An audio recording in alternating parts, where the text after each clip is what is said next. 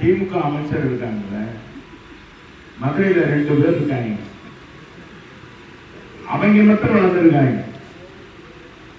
ஒருத்தன் எப்ப போறான்னு தெரியல, எப்ப உள்ள போறான், எப்ப ஈவி ரைடு வரப்போகுது அப்படின்னு தெரியல.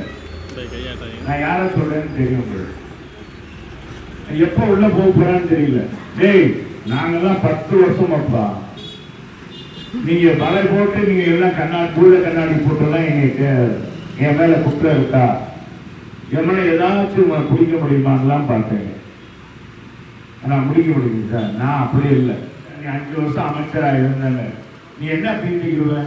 நான் இத்தனை கோடி சம்பாதிச்சேன், கல்யாணம் பண்ண கட்டினேன் அப்படின்னு சொல்லுவியா? என் மகனுக்கு உலகமே பாராட்டுகின்ற அளவுக்கு 100 கோடிக்கு மேல செலவு செஞ்சு கல்யாணத்தை நடத்தினேன் அப்படின்னு சொல்லுவாங்களா? விருந்து கொடுத்தேன், கறி விருந்து போட்டேன்னு சொல்லுவாங்களா? காலத்துல நீ எல்லாம் அழிக்க முடியாத ஜெம்மங்கு. உங்களை மதுரை மக்கள் காரி துப்ப போறாங்க.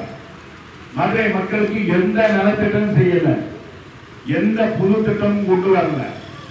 இந்த அமைச்சர் இப்படி, நான் இன்னொரு அமைச்சர் பேசவே மாட்டார், பிடிஆர் பண்ணிருக்காரு. அவரை புரியுதாங்க. அவர் அப்செட் ஆகி ஏதோ சட்டமன்ற உறுப்பினர் ஆனா அமைச்சராக இருந்தா போதும், அவர் தொகுதிக்கு அது வெப்சாகி வரமாட்டேங்கிறார். அவரே உண்மையை ஒத்துக்கிறார். அதிமுக ஆட்சியில் நல்ல அதிகாரிகள் வேலை பார்த்தாங்க, அப்பெல்லாம் குறை சொல்ல மாட்டாங்க, இப்பெல்லாம் குறை சொல்றாங்க. இந்த அளவுக்கு நிர்வாகம் முறைகேடாக இருக்கு. இங்கே மட்டும் இல்லை, தமிழ்நாடு முழுவதும் இது இருக்கிறது. இன்னைக்கு மதுரையில பார்த்தா எங்க பார்த்தாலும் போதை கலாச்சாரம், ரகுடிசம் இதெல்லாம் இருக்கு. இதெல்லாம் மாற்ற வேண்டும்.